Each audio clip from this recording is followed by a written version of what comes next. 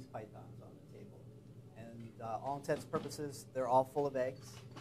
And we have size ranges here from 17 feet, 15 feet, 14, and 13 class snakes. But we're not really reporting on the large size of these animals. It's the fact that they're laying so many eggs and they're having such an impact on the system. So that chart back there, that's a hypothetical what it could take for one of these size class animals to reach 15 feet, 17 feet.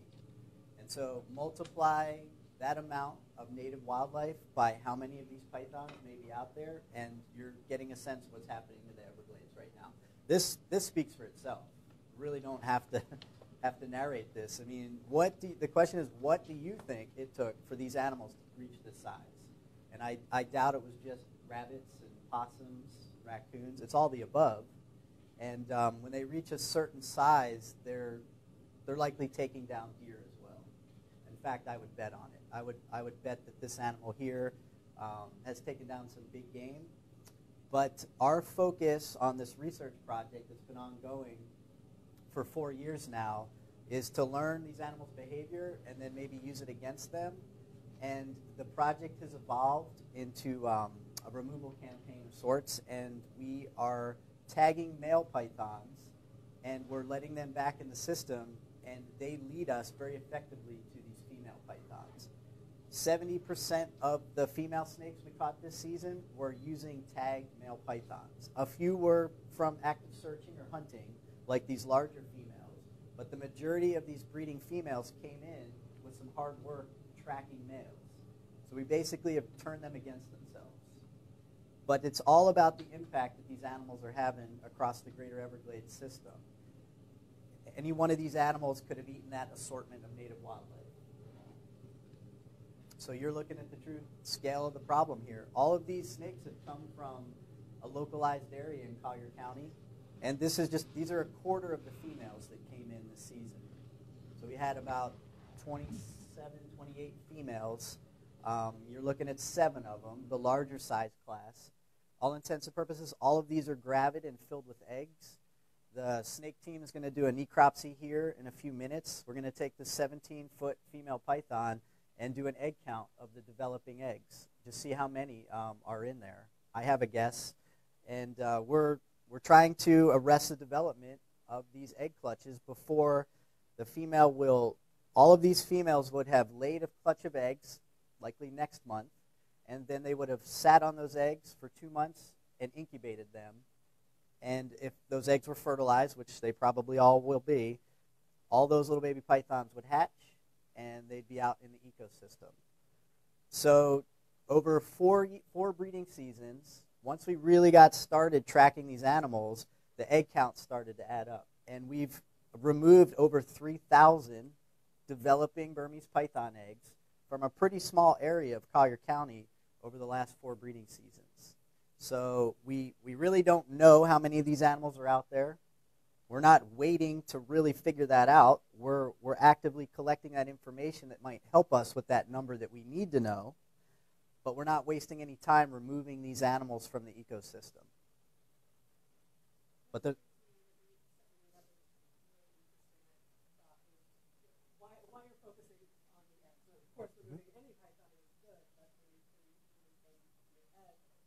Sure. Right. So we're really effectively trying to disrupt the breeding system, the breeding cycle of these Burmese pythons. We're targeting the females before they lay their eggs. Once this animal chooses a nest location, they are often so cryptic that you'll never know they're there. They usually choose a burrow underground in Southwest Florida or a patch of grass where they're hidden, and they are as cryptic as a creature gets. Even with the radio tag implanted in these animals and tracking them, 9 out of 10 times you'll never know they're there. They are just so cryptic, and we really have to use their behavior against them. And a very effective technique that we've combined over the breeding seasons are actively hunting for pythons early in the breeding season. We'll take candidate male pythons, outfit them with radio transmitters through our veterinary partners, and then send them back out, and they are the best way of finding a female Burmese python. A male Burmese python seems to be the best python detector on the planet so far. So this technique that we're utilizing, it isn't the answer, but it is working until we find a smart weapon to deploy. Somebody in a lab somewhere is working on pheromones. Somebody needs to be really working on developing smart trap technology that we can deploy. Right now, all that we have is hard work, hunting, searching for these animals, and then tracking them, using them against themselves. And you're looking at some of the larger females that have come in this breeding season. These are all females on the table. They are all gravid, full of eggs, it seems. And we're going to do a necropsy here in a minute of this large female. We'll measure her, and the snake team will do an incision, and we'll count the eggs. And we'll just see how many eggs would have been deposited by this specific female. And we like to get them before they drop the eggs and remove them from the system. So it's all about the impact these animals are having across the greater Everglades. I know it's a large scale here. This is one of the largest snakes on the planet. They don't seem interested in us. We have walked in on thousands of observations on these Burmese pythons. They always want to get away, unless we're removing them from an egg clutch. Then they're very defensive, and rightly so. They don't seem interested in us, but this is a new apex predator here, and as they expand their populations and our homes push out into those boundaries, there could be some negative interactions in the future. So our focus is on targeting the breeding females, removing them from the system while new techniques get developed. We really need to get on this problem. These animals are expanding their range, they're gaining ground, and they are severely impacting our native wildlife. The question I would pose to you is, looking at these animals, what do you think they've been eating? What do you think they haven't been eating out there? To attain this size, this is a 152-pound female Burmese python. To attain this size, it's jaw-dropping what this animal would have consumed during its lifetime. Because we're going to pull this snake off the table. This is a... Sure, yeah. In fact, I want to get a photo of this on the table before we remove this. No worries. All right, snake team right there, real quick, because this is.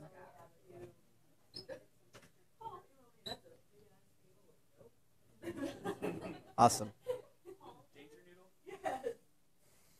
Yeah, take this all in, because you're not going to see this many female pythons from Collier in one spot for a while. We're going to start doing a necropsy on all these animals, get the full official egg count from this season. The other thing that's important that will spare you those gory details is we're interested in the gut contents. So in a full necropsy, after counting the eggs and looking at the reproduction, we will take a sample of what's left in the intestines and the guts, and that'll get sent off to the University of Florida. And just from a hair or some feathers, we'll add to the species list of animals that they're eating. All right, you guys ready? So we're going to take this snake. Everybody's going to grab a piece of it. Okay, there we go.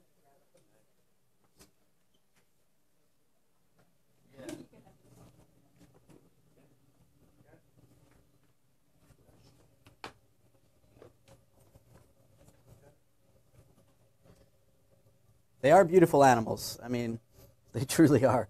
Might take me time to convince some of you of that. But. All right, let's pull her all the way to the wall. Okay, so we're going to get a tape. Do you want to hold that? Put it behind you. Okay. Got her? Okay, cool. I'll pull it tight. Yep, pull that tight that way. All right, so... if you want to come and see this, this is a 17-foot python. That's a tape. Actually, it's 17.1. And this is the longest snake that's come in on the study in 4 years. And to my knowledge, this is the longest documented Burmese python this side of State Road 29 in Collier. So she's a monster. and a very impressive python by any stretch. Okay, so this great camera angle here. I mean, get her in her full glory. We're going to flip her over, you know, flip her over, and then we're going to start the, all right, we got that. So do you want to write the length? All right, so Jamie and Ian are going to start the necropsy. Yeah, you ready, Jamie? Roll her over after you. Okay. This is going to take a little time, guys, so hang in there. Bear with us, but we don't want to rush this. I want to do it right.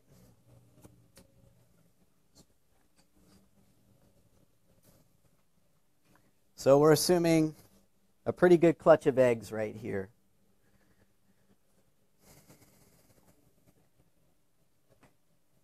And while we're waiting, if you do have any questions, well, stop talking. Feel free to ask, but it's a good angle there, the cutting. Feel free to get in there for some angles. It's the longest we've got on the study. It's a 17-foot, 1-inch female python, and she weighs 152 pounds. It's not the largest snake we've pulled on the project. The biggest snake by mass was a 16-foot, 185-pound python. You had to see this thing to believe it. It was massive. It was full of eggs. Actually, these are eggs under the TV over there. Get a shot of later. Those are filled with foam. Those eggs had hatched, or we caught them before they hatched.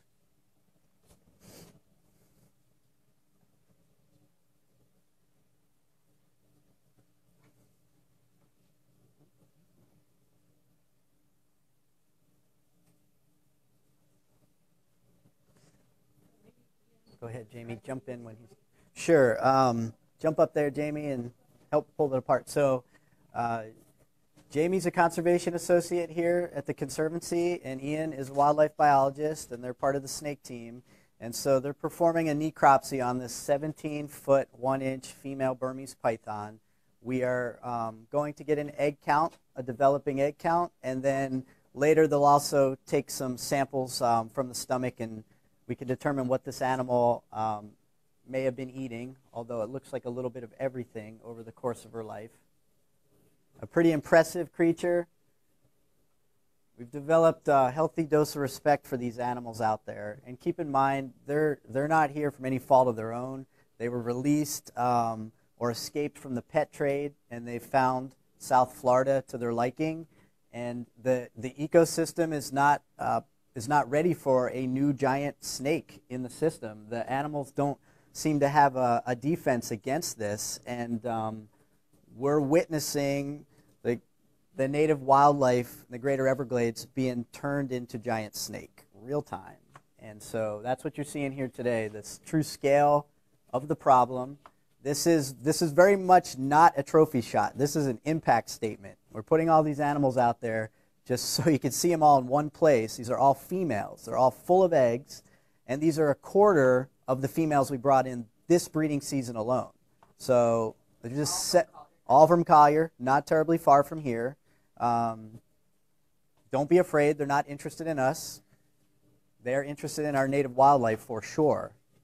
Can only imagine what it took in pounds of native wildlife and types of species to make snakes of this size. It's a 17-foot python. There's two 15-foot pythons on the table, some 14-foot pythons and 13-foot class snakes.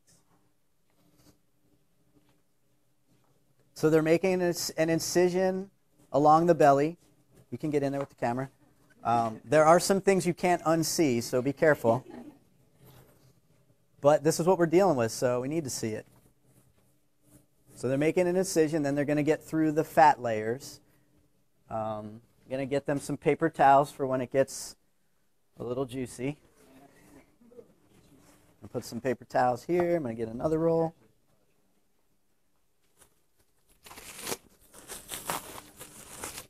Perfect. Take your time. Should I get a tray, or are you just going to kind of expose it? Okay. Yeah. Are they white?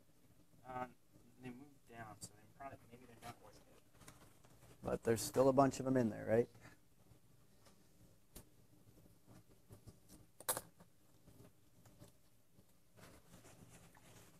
Here they are.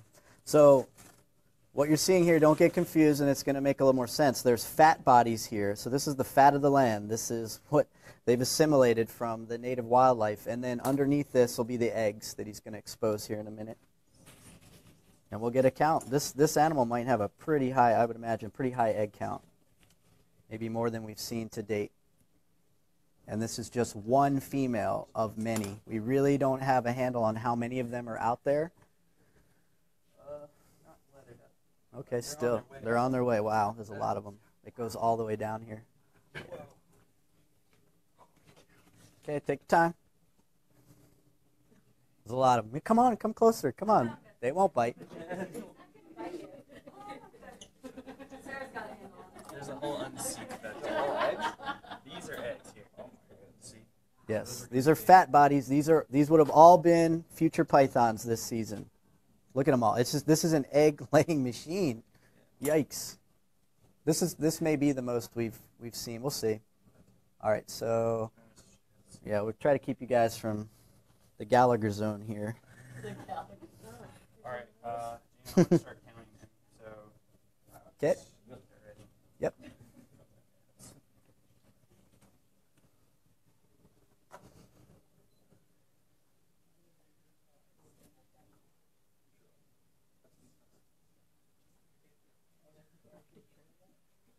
What side is that? The left over here? Okay. I'm gonna be quiet while I count.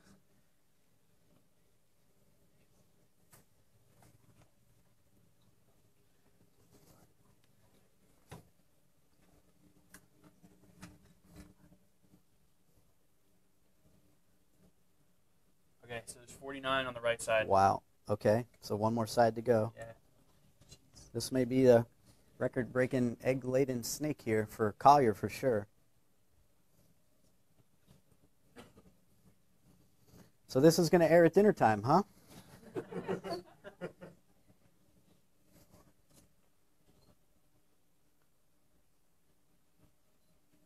Wow.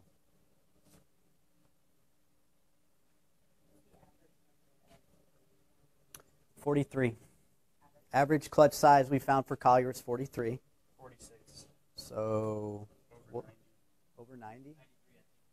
I think that may, 95? well, I think 93 or 97, I'm not sure, may be the record on the East Coast. That's not the point of this exercise here. So this is by far the largest developing egg mass here in Collier. What is that? So These would have been two more? Yeah. They just didn't drop in? Yeah, it looks like they're, yeah, I don't know if I can. Would they have? Yeah, we won't count those. Wow. But like that, so okay, so yeah, so these ones, maybe these would have been pushed out. So do a double count. We'll do a double count again before we put this animal, just to make sure. Fold these eggs back in here for a nice photo moment. And then, yeah.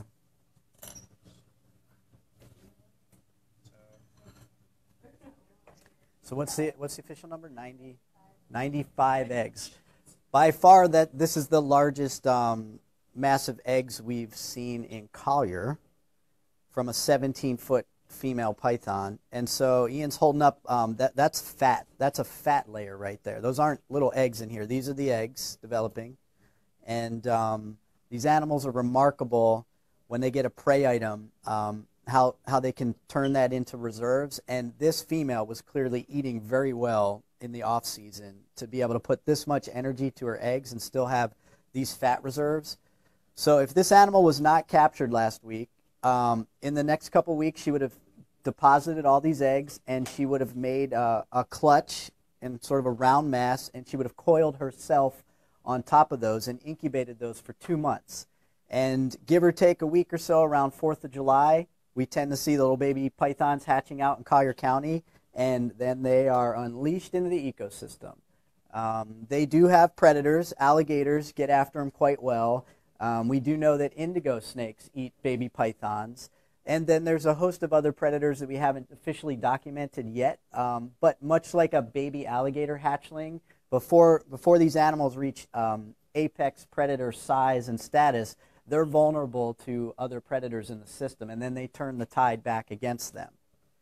So you've heard of some of the mammal decline theories on the eastern Everglades, and you know, some people are pointing the smoking gun at the Burmese python. The animals over here, we still find prey remains of raccoon, possum, rabbits, foxes, wading birds, deer. I've seen alligator inside photos of pythons on here. On the East Coast, some of their pythons that they're necropsying and looking in the stomach contents, there isn't much diversity of native wildlife showing up because they've probably eaten all of that wildlife so far. And if you had told some of us biologists here that we would be tracking giant snakes 10 years ago, we would have thought you were crazy. And here they are. So there's a lesson here. This one is out of the bag. This Burmese python is very much out of the bag. In it, there's a learning lesson here. What's next on the scene? Are they Argentine black and white tegus? Are they Nile monitors? Is it something yet? How many? 95? Yeah, it's 95. Wow. And 2 are still not dropped into the... Yeah, I don't know if I should state these ones, but I'm not going to... Don't open that? Okay. So 95 developing eggs in a 17-foot, 1-inch female Burmese python from Collier County. And all of these on the table are female Burmese pythons that would have a sizable egg count. I doubt 95. So on this table, we had 740 pounds of python sitting here, over 100 foot of snake. And over the next couple days, we'll finish the necropsies and get an egg tally this season. But this is arrested development. We're catching them before they lay on their eggs, and these animals have a chance to hatch and go out in the ecosystem. And during 4 breeding seasons on this research project, once we really started to learn this animal's behavior, we got very effective at removing them. Early in the breeding season, starting in November, we'll actively search or hunt for these animals. We don't use any weapons. We just use our hands. A lot of it is from a vehicle. Some of it's from foot surveys. And then candidate animals, males of a certain size, we found we can employ them, turn them back into the system, and they only have one thing on their mind for those months. They are looking for females like this. And they are a heat-seeking missile, so to speak, to female Burmese pythons. So combining hunting and tracking, we've removed over 6,500 pounds of Burmese python and removed over 3,000 developing eggs from a pretty small area of Collier County.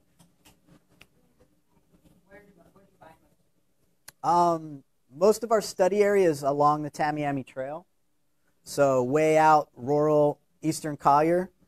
But we keep tabs on where these animals are showing up and where they're moving, and each season they're gaining ground. There's an app for the phone that you can download, the I've Got One app, and that's very important because we do need an army of observers out there that are looking for these animals, that know how to identify a Burmese python. Clearly, if it's this size and it doesn't have a rattle on its tail, it's a Burmese python. The eastern diamondback rattlesnake can get to be large size, but you won't mistake that for a Burmese python. When these animals are small, you're highly unlikely to ever see one. And a lot of people mistake our native red rat snakes for small Burmese pythons. Don't kill on first sight. Take a photo. You note your location. You can get that I've Got One app, or if you do see a large and you're sure a Burmese python, you can call the Florida Fish and Wildlife Conservation Commission hotline, 1-888-I've-GOT-ONE. And what we really need are an army of observers out there, people with their smartphones that can take a photo and get a location, and that gets uploaded on the web, or they call Fish and Wildlife Conservation Commission, and they can dispatch a responder to the area. Don't try to tangle with one of these animals if you don't have a little bit of familiarity with them. They are pretty easy to wrangle once you do get a little bit of skills if you're so inclined. All of these animals were hand captured. All of them were humanely euthanized. We have a lot of respect for these animals. They're beautiful creatures. They're not here for any fault to their own, so we put them down as gently as we can. Is there any other questions? Well, we'd like to do one Not one-on-one, but yeah. Sure.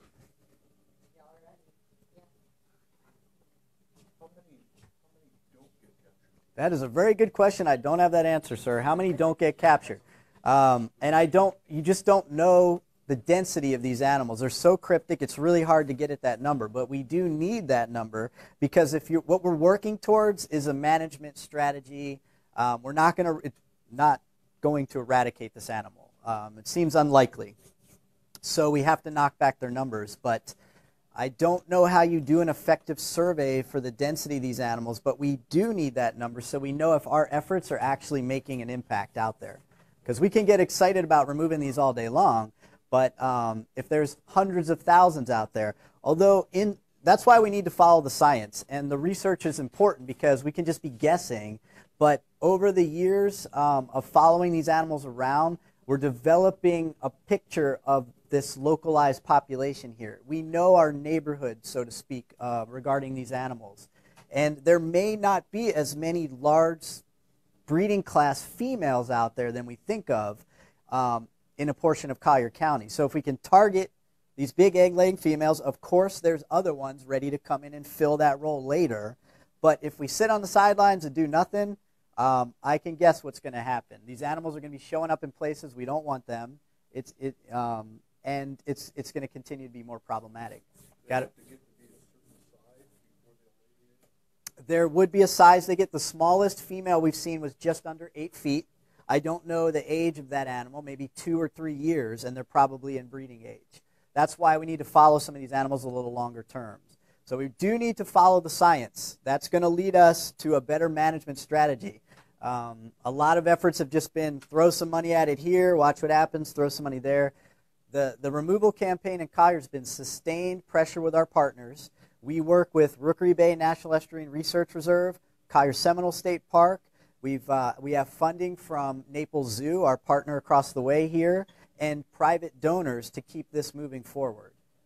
So this is sustained pressure in a localized area over 4 breeding seasons in Collier County to remove over 3 tons of python, over 3,000 eggs, to be continued.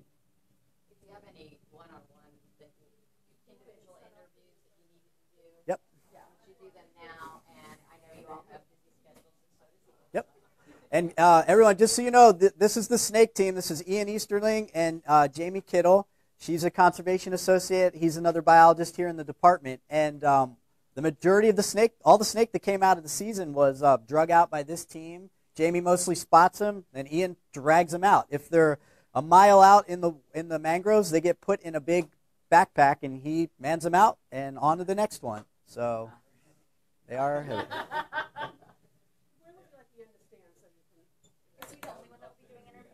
I'll stand here with this backdrop here if you don't mind. They can. No.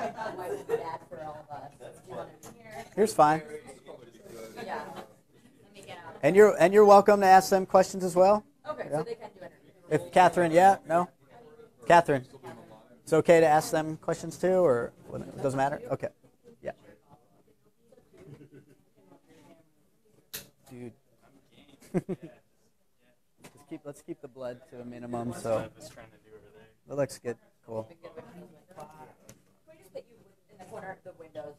Yep. Yeah, I know. It's a tough environment here. If they're going to talk, they should probably be standing by you. Yeah. All right. Yeah. Let's bring the snake team over here. All right. Sure. Why not? Everybody, grab a snake. So if they ask you a specific question, we only have 10 microphones here, so it should pick up. Yeah. So this is the Conservancy's snake team that's studying invasive Burmese pythons. And on the table here are 6 of the large females that came in, and behind us is what's left of a necropsy of a 17-foot Burmese python. So we'll ask just all of your names. Sure. If you don't mind, first and last name, spelling, and title. Hi, I'm Jamie Kittle. I am a conservation associate here. Of your last name. Kittle, Kittle. And it's You have an unusual, it's Jamie. Jamie. There's 2 I's. Sorry, Jaimia. 2 I's in Jamie. And Ian Bartozsek, IAN, last name Bartozsek, Bartos. Zek. I'm a wildlife biologist and science coordinator here at the Conservancy of Southwest Florida. Ian Easterling, I-A-N, E-A-S-T-E-R-L-I-N-G, and I'm a field technician, wildlife biologist here. Fire away, guys. Okay, so because the way it's set up, we can only hear you. Yep. So if we need to ask questions, we'll have to move all the mics. So I guess we'll Okay. focus on you and then we Sure. can use the mics if needed. I guess you kind of talked about it briefly, but now that we have everyone here, just talk about why these Burmese pythons are so, dangerous and detrimental to what we've got in Everglades. Sure. These animals are having a tremendous impact on our native wildlife. And so the question I would pose is, what do you think these animals have been eating to attain this size? And the stomach content analysis, it's a little bit of everything here. It's primarily mammals and birds. So we've seen everything from small pythons eating wading birds and rodents to actually pythons smaller than this size class eating deer. So that has think about it. I mean, deer are panther food, and then there's a cascading effect of all these other animals. So the native fauna of the greater Everglades ecosystem is changing with the addition of this new invasive apex predator, and they are not programmed to deal with a cryptic ambush predator in the system. So we're watching it change real time. How'd they get here? Sure. These animals got here through the pet trade, whether they were intentionally released or escaped. They are escape artists, and they can reach some considerable sizes in the first year. So a pet owner would get a Burmese python. They were popular in the 90s. And then if they fed it enough, it could get to be 8 feet in a year. And so if you're not a good reptile keeper, then you have some issues there. So, and something to consider is that the story is developing on how these animals got to Collier County. And there is a working hypothesis now through the research that we found here that there may be a separate introduction of Burmese pythons in Collier County. They may, a separate population may have originated. We're going to connect some lines of evidence on that. That's not the true story here. So there may have been multiple places of introduction, but they're here. They are expanding through the greater Everglades ecosystem. I believe the range of the wild Burmese python population is north of Lake Okeechobee now, to my knowledge. You count how many eggs in the big mouth over there? The 17-foot, 1-inch female back here had 95 developing eggs. Any idea how many of those might survive to adulthood? That's a very good question. That's why we still need to follow that research thread. We have some preliminary data on that from following hatchling pythons around. That story will develop in the future. I think for an animal that lays so many eggs, and that survival strategy is throw so many eggs out there, that the amount of those animals that would get to this large size breeding male or female are fewer than we think. But I guess it's a math formula. How many of these animals are out there laying those clutches of eggs? And more on that later. Why is it so important for you guys to be out there and working with the animals and getting them out? Sure. Well, we work at the Conservancy of Southwest Florida, and we have a wildlife hospital that treats native animals. So thousands of native animals are rehabilitated here. If we're spending that time and energy to rehabilitate those animals, put them back out in the ecosystem to come face to face with an invasive reptile predator, then that's going against our grain. So that's our focus, land, water, wildlife at the Conservancy. So this is clearly wildlife focus, new invasive animal out there.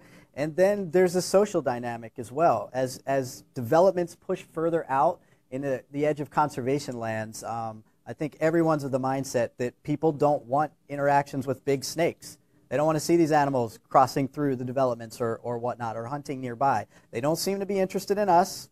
And as I mentioned before, we have tracked many pythons with radio tags, and every time we've walked in on those animals, they have not been interested in us. They want to hide, they want to get away, but still, you're looking at a big invasive apex predator that's now in the system. Talk about the tagging. You said you're kind of using their own to get them. Talk about that. Sure. We have a cast of characters out there now, primarily male Burmese pythons, and we radio tag good candidate animals, certain size, a general location where we found that animal, or an animal that was found with a female, to me, has the right stuff already. And we're effectively redeploying that animal during the breeding season, and these animals are intelligent, but they usually are about feeding or breeding. So in the breeding season, that male has one thing on his mind, and he's looking for females. So we're trying to refine a technique that combines hunting without weapons, just active searching for these animals, radio tagging specific animals, sending them back, having them work for us. So every snake, these 5 animals were found through tagging. This one was found through searching, through hunting. They were all live captured, and they were all humanely put down. So 70% of the females we found this season were through radio tagging and tracking the animals. If we just relied on hunting, we're missing a lot of animals. Because when you do hunt for pythons, you've got to search for them in an area that's good for them and a good area for you to find them as well. It's what are they doing off of those roads? What are they doing off of those levees? That's where the males take us. And we've gone into some pretty crazy spots in Collier. There aren't few places we don't go. This, which one was Kirkland's girl? This one or this one?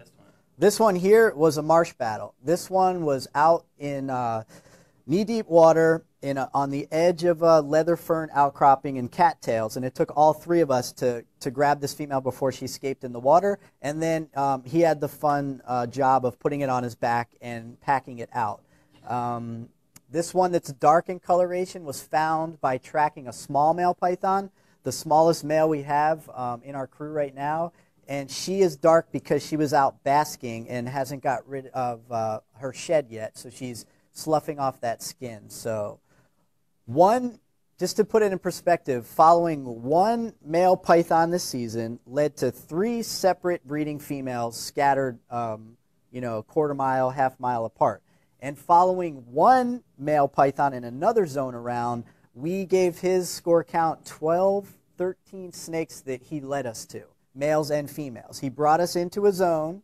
That's where the hunting then comes in as well, because you can track the animal. If they're not directly touching one of these animals, you know that if you're following a male in the breeding season, somewhere out there is a female, whether they're together or she's hiding, and that's where that search image and that skill set comes in to find these animals. So you put those 2 together, and I want to make it clear, that seems to be an effective technique for helping get after our local population, but by no means is this the end-all be-all solution to Burmese python management in the state of Florida. We need to put some money to this project. It's happening. The legislature is appropriating some funds, but we need some people thinking this problem out. We got to work smarter, not harder on this. So somebody's got to crack the pheromone code, the chemical cues that these animals use to attract each other. Somebody needs to make us a smart trap that can deploy. And then by cracking the code on this animal, understanding their behavior, we have home range estimates on the males that we use now. We know where the females like to use their eggs. We can deploy that. We're looking for some smart weapon technology, and we need some people to help us out. And one more question. Sure. If you guys weren't doing this, what would happen? Oh, well, you're looking at the scale of the problem right now, and this is a growth industry. These animals are gaining ground. Sounds amusing, but it's not. They are gaining ground, and they're showing up in places we don't want them. They're staking out along the edges of bird rookeries in the conservation lands. And so this is one focused effort from Collier County to get after these and work with our partners for a management strategy. You're looking at the snake team here, but we work with Rookery Bay National Estuarine Research Reserve, partners at Collier Seminole State Park. We've had funding from the U.S. Geological Survey, and we have funding from our partners at Naples Zoo and private donors here through the Conservancy. It takes a lot of time to get after these, but there is no magic bullet for the python. You got to roll up your sleeves, and you got to get after it. And that's what we've been doing for a few years here at the Conservancy. What's the biggest problem that you guys are dealing with right now in the Everglades? Oh, there's many problems, so take your pick. But from a true wildlife standpoint, whether it's lionfish off the coast or invasive apple snails or Brazilian pepper. I mean, the Burmese python is the poster child for invasive animals and the ecological disruption they're having in the system. But as I mentioned earlier, public enemy number 1 here, we have Argentine black and white tegus that have a nice population in Miami-Dade. Hillsborough County have a few sightings of those in Collier. They're egg eaters. They're big-bodied lizard, a non-iguana. And they can even eat alligator eggs, bird eggs. So take your pick. There's a lesson to be learned here with this snake that's out of the bag. Anything else important you hope to learn from a necropsy besides the egg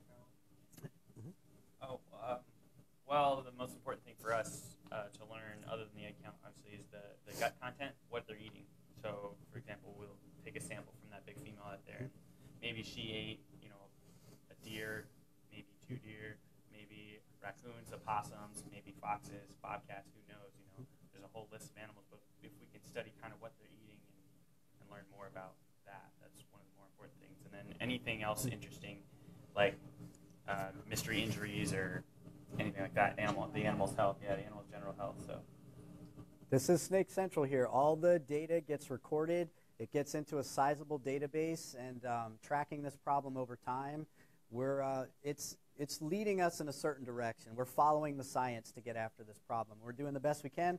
A lot more to do, and we need a lot more people getting involved. As I mentioned before, what you can do is if you have a smartphone, there's an app, the I've Got One app. You can download it. You get familiar with your native wildlife and your invasives. You take a photo, and you can report that, and the Fish and Wildlife Conservation Commission monitors that, and they can dispatch people if there's a problem.